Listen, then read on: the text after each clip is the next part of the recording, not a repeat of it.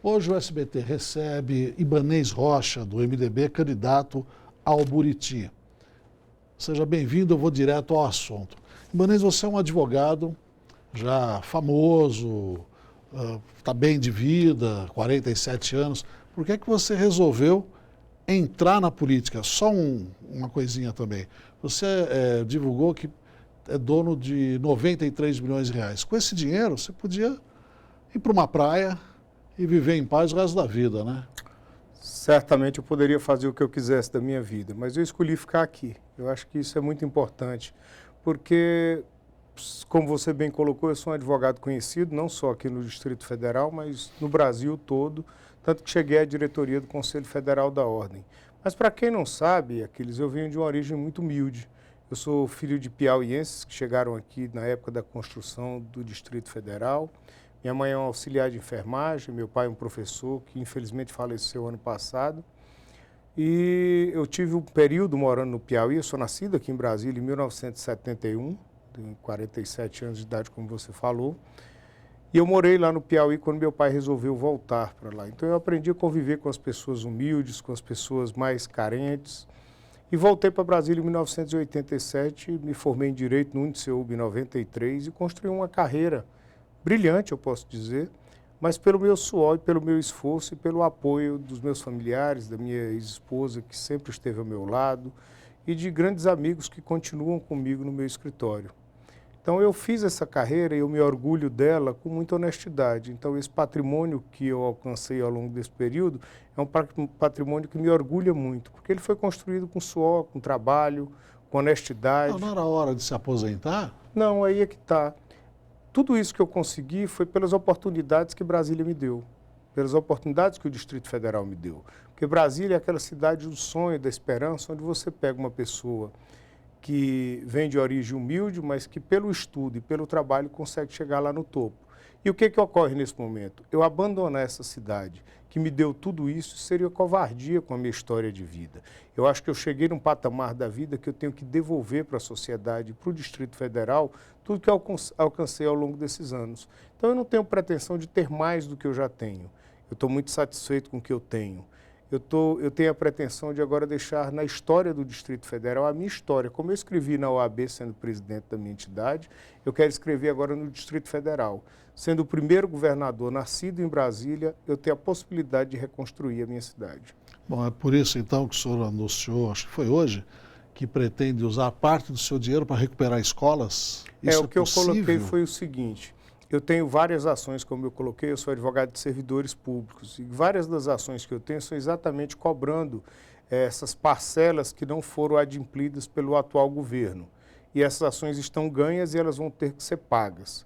Então, para que esse recurso, eu estando na frente ao governo, negociando isso com os trabalhadores, não termine indo para o meu escritório, eu fiz um acordo com os meus sócios de que esse dinheiro vai ser revertido para a reforma de escolas. Então, qualquer parte dos honorários decorrentes de ações contra o GDF a respeito dessa parcela que não for paga, ele irá para a reforma das escolas do Distrito Federal. Como é que o senhor vai se relacionar com o funcionalismo público? O tempo todo eles reclamam que eles não têm salário, que ninguém cumpre os reajustes, né? Mas eles, na verdade, eles comem uma boa parte do orçamento do Distrito Federal. Esse é um problema que existe há um bom tempo aqui no Distrito Federal. O servidor público aqui sempre foi muito valorizado e sempre prestou serviços públicos de qualidade. Não é muito distante o tempo em que nós tínhamos uma saúde de excelência, no tempo que nós tínhamos uma segurança de excelência, no tempo que nós tínhamos uma educação de excelência. Isso não é tão longe da nossa realidade. Em 2006, para que se tenha uma ideia, para mostrar que não foi longe, Brasília recebeu o título de melhor saúde do mundo, premiado pela Organização Mundial de Saúde. E naquele momento ninguém perguntava quanto ganhava um médico, porque todo mundo estava satisfeito. Isso é uma prova de que o que importa não é o salário do servidor público. E para o servidor público também não importa. O que importa é um serviço público de qualidade. Eu gostaria que todos os médicos do Distrito Federal ganhassem igual a um ministro do Supremo. Mas, infelizmente, um médico da Fundação Hospitalar, da Secretaria de Saúde, que já não tem mais Fundação Hospitalar, ele ganha em torno de R$8.000. Isso não é uma remuneração digna. Então, o que falta realmente é respeito a todos os servidores públicos. Nós temos que dar condições para que eles trabalhem, e essas condições têm como ser dadas para que ele preste um bom serviço. Aí o salário pouco importa. E quando se fala que a folha de pagamento consome tudo no Distrito Federal, eu concordo, mas isso está ocorrendo porque Brasília parou. Brasília não gera mais emprego e renda e com isso não gera impostos. É por isso que esse percentual entre a receita e a folha de pagamento, ele se apresenta tão distante. Se a cidade estivesse produzindo, isso não seria dessa maneira. Mas a cidade deixou de produzir. Aí o primeiro olhar que se tem é na folha. São 77%, né? Exatamente. Mas se Brasília estivesse gerando impostos, nós temos hoje a pior arrecadação de impostos da história do Distrito Federal. Nós chegamos no ranking, é o 24º lugar, ineficiência da arrecadação. Certamente o problema não seria a folha dos servidores. Bom, nós temos vários assuntos aqui. Então vamos começar pelo primeiro. Você precisa de dinheiro. Dinheiro, o povo também precisa trabalhar. Como é que o senhor pretende gerar emprego e, com isso, recursos para o Estado? Olha, eu não tenho dúvida de que é possível você gerar empregos no Distrito Federal com poucos recursos. Nós temos aqui 280 mil micro, pequenas e médias empresas que não têm qualquer assistência do Estado. Qualquer assistência do Estado. O Estado só entrega para essas empresas burocracia, fiscalização e terrorismo. Realmente é quase um terrorismo. Então, nós fizemos através do BRB, através do SEBRAE, através do SESC, qualificando as pessoas, SESC, o Sistema S como um todo, reativar essas empresas. Nós temos que reativar essas empresas. Para que você tenha ideia, nós temos só no BRB, que nós vamos transformar num grande banco de fomento, quase R$1 bilhão parados que poderiam estar sendo investidos nessas empresas. E aí você geraria emprego e renda. Nós temos condições de gerar só nesse grupo de micro, pequenas e médias empresas urbanas e rurais do Distrito Federal, quase 150 mil empregos no primeiro ano de governo. Basta investir. Aí você reaquece a economia do Distrito Federal e volta a ter impostos que cubram. É uma realimentação dos impostos sendo reinvestidos. O senhor pretende trazer investimentos, quer dizer, empresários de fora? Eu duvido que algum empresário queira colocar os seus pés no Distrito Federal depois de ter sido colocado para fora. Nós vamos primeiro ter que gerar segurança jurídica, e quando eu falo em segurança jurídica, eu falo de uma legislação que acolha os empresários e não os expulse. Nós expulsamos os empresários do Distrito Federal. Nós tivemos aqui, em bem pouco tempo, inúmeras empresas que vieram para o Distrito Federal e que foram expulsas. E essas empresas não vão voltar para o Distrito Federal se não tiverem segurança. E eu dou alguns exemplos disso.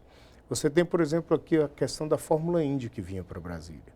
O contrato estava assinado, o contrato foi feito, e aí veio o governo e disse assim, não, eu quero vocês todos fora. E aí você deixa de gerar emprego e renda, porque isso vão ser milhares e Brasília está exposta para toda uma população mundial em relação a esse investimento. Então nós expulsamos todos. Nós colocamos para fora das nossas fronteiras as empresas, os empregos e a renda. Para trazer isso de volta, nós vamos ter que fazer um trabalho muito forte para trazer essas empresas. E esse trabalho vai ser realizado. Mas nós vamos recuperar primeiro a credibilidade do nosso empresariado. Nós temos uma indústria da construção civil no Distrito Federal que foi extremamente prejudicada pelas ações de governo. Você tem, por exemplo, prédios em vários locais dessa cidade que estão construídos e o governo não entrega o habites, penalizando o empresário, inclusive o empresário local, aquele que está enraizado no Distrito Federal. E aí, com isso, com essa insegurança jurídica que foi gerada nas empresas, os empresários simplesmente se acomodaram. Como é que eu vou investir numa cidade que eu não acredito?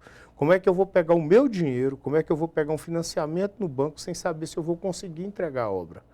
As pessoas estão simplesmente, grande parte das empresas quebraram, nós temos várias grandes empresas aqui do Distrito Federal que quebraram, e nós temos várias pessoas que têm condições de gerar emprego, de voltar a construir, mas que não têm coragem. Vamos mudar um pouquinho a saúde. O senhor pretende mexer no Instituto Hospital de Base? Qual é a sua proposta para a saúde? Olha, o que eu tenho ouvido em relação a esse Instituto Hospital de Base são as piores coisas do mundo. E eu ouço da boca do governador. Isso me assusta. Quando você vê um governador que deveria prezar pela legalidade, dizer que o Instituto serve para burlar a lei de licitações, é porque certamente esse Instituto tem alguma coisa de errado. Quando ele diz que esse instituto ele é para contratar com mais agilidade, porque ele não quer fazer concurso público, porque ele não quer gerir com transparência, isso me dá muita preocupação. E eu escutei isso da boca do governador.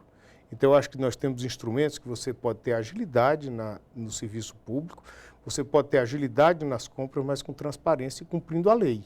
Isso, para mim, é o principal. Se ele, em 3 anos e meio de governo, mais de 3 anos e meio, ele não conseguiu criar um modelo de compras que possa suprir a nossa rede hospitalar, é porque ele realmente não conhece de gestão pública. E se as pessoas que estão ao lado dele desprezam os servidores e jogam os servidores contra a sociedade, é porque essas pessoas não entendem de gestão mesmo, porque nenhuma política pública no mundo funciona sem que as pessoas que prestam essa gestão, esse serviço, tenham envolvimento. Isso é um projeto da gestão pública. Quando você gera um projeto, você tem o projeto aqui a partir de uma coleta de dados, você envolve as pessoas que vão levar essa política pública e você comunica àquela pessoa que vai ser atingida de qual a política pública que vai ser implementada. E cria instrumentos de fiscalização para fazer os ajustes e até terminar com a política pública, se for o caso. Agora, quando você coloca aquele que vai levar a política pública de saúde contra esse sistema, ela não vai funcionar.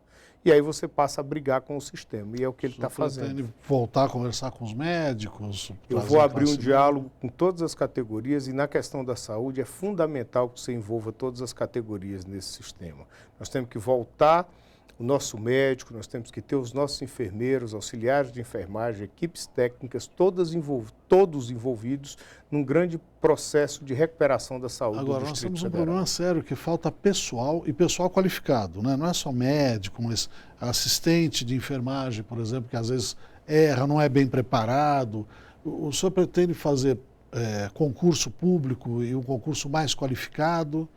O concurso público, ele para mim é a mola mestre de toda a solução do problema do serviço no Distrito Federal, como no país todo. Eu sou um defensor ferrenho do concurso público, da qualificação e da meritocracia. Eu não posso dizer para vocês que os nossos profissionais são despreparados. Eu acho que eles estão expostos hoje a uma situação de risco muito grave, onde ele chega ao ponto de ter que escolher entre quem vai morrer e quem vai viver. E eu fico imaginando como não fica a cabeça desses profissionais diante de uma situação tão absurda, com pessoas desesperadas nas suas portas, com pessoas morrendo nas filas. E eu tive esses dias atrás e hoje mesmo eu estive com uma pessoa em uma feira no Gama, e ela disse que não queria saber de político. E eu falei para elas, mas me ouça um pouquinho, eu não sou político, eu estou entrando aqui nessa vida agora, pelo mesmo sentimento de indignação que você tem. Ela diz, mas eu estou muito chateada. Eu digo, mas por quê? Você quer conversar? Vamos esquecer política, você quer conversar? E ela me disse, sábado, a minha prima foi para o hospital, grávida de 9 meses, e o médico mandou ela de volta para casa e o bebê dela faleceu. Então, essa medicina, ela não está servindo. Quer dizer, o médico não fez isso porque ele é incompetente, ele fez porque alguém ali devia já estar morrendo na frente dele. E aí ele fez uma opção entre uma grávida que ele entendeu que não estava em trabalho de parto e uma pessoa que já estava em suas mãos. Então eu fico imaginando como é que não está a cabeça desses profissionais, e grande parte deles estão se aposentando antes da hora que queriam, porque não estão mais suportando. E muitos estão deixando, fazem um concurso e saem e vão embora, porque não acreditam mais numa medicina de qualidade no Distrito Federal. Bom, nós temos também a questão da educação. O senhor já falou sobre escolas, mas e o profissional de educação?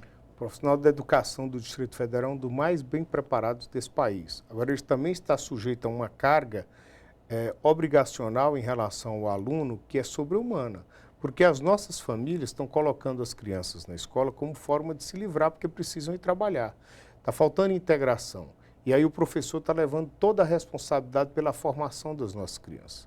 Nós temos que ter um investimento muito sério em educação básica, começando das creches, e não falo essas creches que ele está falando.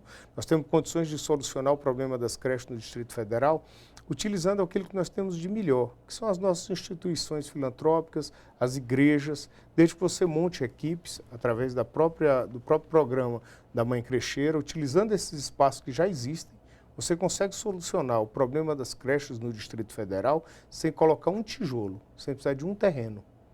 Emergencialmente, só utilizando essas áreas, esse espaço das igrejas. Tem que ter um investimento sério no ensino básico, muito sério, porque é ali que começa a formação de qualquer criança, e aí você tem que levar a todas as fases. E nós temos que incentivar o ensino técnico. Nós temos que preparar esse nosso jovem para o mercado de trabalho. Nós temos uma massa de jovens despreparados. E aí você não tem, por exemplo, no Distrito Federal, uma coisa que deveria existir, que é uma escola de empreendedorismo. Nós não temos jovens empreendendo. E aí você cria o tal do jovem neném. Esse jovem que nem é mais estudante, nem está trabalhando. Isso está gerando um desespero nas famílias. Eu conheço inúmeros pais que eles é quem estão saindo através das suas amizades atrás do emprego para o seu filho, porque está cansado de vê-lo dentro de casa. Além disso, a gente tem um problema que é o transporte, que sempre foi um problema muito sério, que ninguém nunca conseguiu resolver. O senhor tem pretensão de melhorar o metrô? Parece brincadeira o que eu vou lhe dizer aqui, mas sabe que o sistema de transporte do Distrito Federal é a parte mais fácil do problema que nós temos para resolver? Porque ele está todo aí. Como é que o senhor vai fazer Simplesmente isso? é o seguinte, qual é o sistema de transporte do Distrito Federal? Ele é totalmente diferente das outras regiões metropolitanas, das outras grandes cidades. Brasília tem um sistema de transporte ponta a ponta. Você entra dentro de um ônibus ou do metrô na Ceilândia e desce no plano piloto. Então, quando você sai, por exemplo, do Gama, num horário que não é um horário de pico, de fluxo, você tem os ônibus vazios. O que está faltando para as pessoas pararem de andar de carro?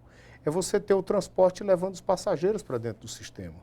E aí nós temos que ter o transporte de integração para as bacias de ônibus e para dentro do metrô. Não é só isso também, você tem que ter o ônibus de qualidade, não essas coisas que estão Veja só aí, o que acontece no distrito. Eu vou falar novamente em segurança jurídica. Sabe o que aconteceu aqui no Distrito Federal na última licitação? Conta. Nós tivemos 4 chamamentos públicos feitos dentro do auditório do Ministério Público do Distrito Federal. Perfeito?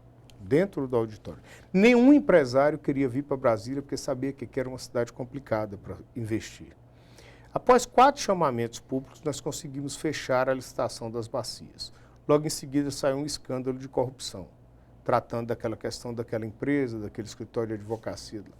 O Ministério Público, ao invés de resolver o problema da corrupção, ele simplesmente ajuizou uma ação judicial para cancelar a licitação. Então, hoje você tem esses ônibus articulados que foram comprados e que estão funcionando, mas os empresários não estão investindo.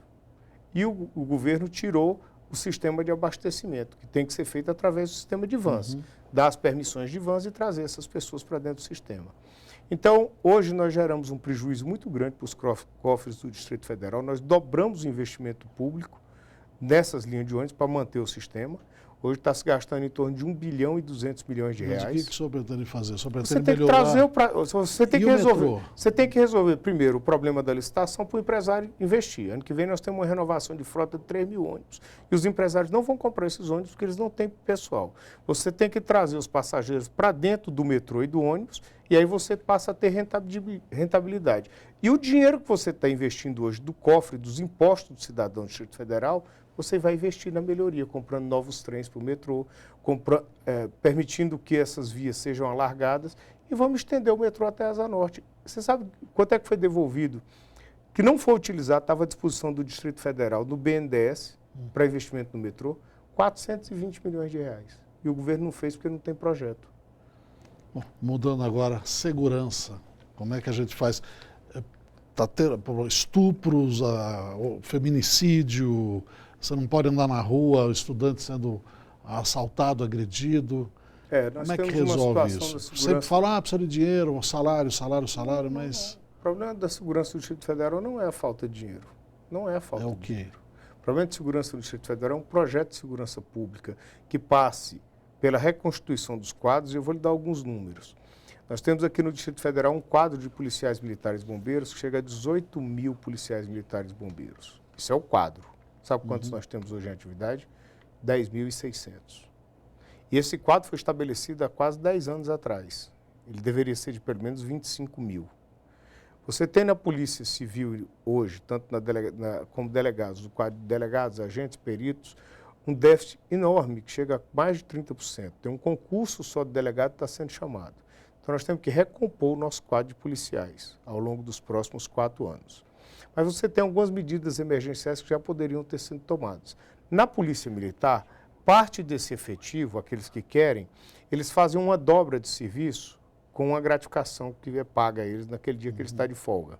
Porque pela legislação, e aí é nacional, ele trabalha 24 e folga 72. Então, ele ganha uma gratificação e trabalha mais um dia. Então, você tem como fazer isso na Polícia Civil. Aí você reabre as delegacias, enquanto o concurso está em andamento, porque um concurso para a polícia demora pelo menos um ano. E nós temos que cuidar de forma emergencial. Nesse período emergencial, nós vamos reabrir as delegacias, conversando com os sindicatos, e vamos reabrir as principais delegacias. O que você não pode é ter crime com hora marcada. Brasília só tem delegacia aberta de 12 às 19. E no restante do período só em determinados lugares. Eu estava no Lago Norte numa reunião esses dias, e aí perguntei para as pessoas o que eles fariam se fossem assaltados naquele momento. A grande maioria disse, eu ia para a delegacia. Eu digo, você sabe onde é que fica a delegacia mais próxima? Ele disse, não. Eu digo, no Paranoá. Então as pessoas não estão mais comunicando os crimes. E aí o governador diz que há uma diminuição da violência. Não, existe uma subcomunicação. Segundo passo nessa questão da segurança, nós temos que reaparelhar as nossas forças e acabar com essa briga que existe entre polícia militar e polícia civil. Todo mundo tem que ganhar bem. O policial civil ele tem que ganhar igual o policial federal. O policial militar tem que ter um plano de carreira que lhe dê condições de ascender numa carreira e ter uma remuneração digna. Isso é ponto básico. Ninguém trabalha bem se tem uma remuneração que não está satisfeito. Agora nós temos que investir muito em tecnologia. Segurança no mundo todo hoje se faz com tecnologia. Você diminui... E se faz com dinheiro. De onde é que a gente vai buscar para fazer tudo isso? Dinheiro para segurança aqui no Distrito Federal nunca faltou. Nunca faltou dinheiro para a segurança no Distrito Federal. Além do Fundo Constitucional, nós temos todos os programas nacionais de segurança. Programa para tecnologia da informação na área da segurança tem dentro do Ministério da Justiça. O problema é que você tem que ter projeto, tem que saber ir buscar. Okay. O senhor colocou suas ideias ótimas, todos os candidatos têm suas ideias. Agora, por que é que o senhor é diferente dos outros? Eu tenho certeza. O senhor vem como novo, mas o senhor tem na sua coligação o PP, por exemplo, que é cheio de problemas aí na política. Não só o PP, como o MDB, como o PSDB, como o PSB do governador, como o DEM do Fraga, como o PROS da Eliana, todos os partidos mas, assim, têm seus problemas. O que o senhor é diferente? O que diferencia, porque eu acredito que, primeiro, você só consegue resolver a vida da população através da política. Não criaram um outro meio ainda. Se tivesse, talvez não tivesse aqui, mas não existe um outro meio, a não ser através da política. Segundo é que eu acredito que não existe partido político corrupto. Existem pessoas corruptas, e para isso tem a Justiça e o Ministério Público, e eu, como um advogado experiente, sei que as instituições do Brasil estão funcionando. Tem uns que estão mais satisfeitos, outros menos satisfeitos, como é o caso do PT. Mas isso está existindo. Nós temos um judiciário que está funcionando, nós temos um Ministério Público que está funcionando, nós temos uma Polícia Federal que está trabalhando e trabalhando bem, e merece ser muito bem aparelhada, e nós temos aqui no Distrito Federal também a Polícia Civil funcionando, investigando crimes.